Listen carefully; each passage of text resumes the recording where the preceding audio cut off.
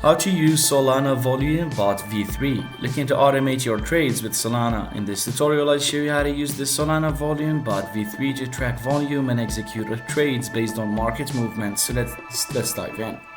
First, visit the official website for Solana Volume Bot v3 and download the latest version of the bot. Follow the installation instructions to set it up on your system. Before using the bot, ensure you have a Solana wallet like Phantom or Solid. You need to link your wallet to the bot for trading. Sign up for a Solana compatible exchange like FTX or Binance and generate API keys from the exchange's account settings. These keys allow the bot to interact with your account and execute trades on your behalf. Open the bot and configure it.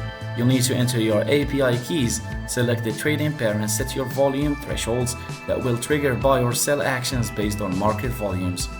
Define your trading strategy by adjusting parameters such as buy/sell volume, price action, and the trade frequency. So choose whether you want the bot to make quick trades based on volume spikes or track longer-term trends.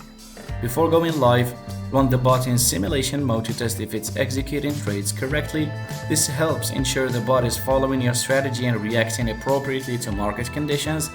And once you're satisfied with the results, start the bot with real trades.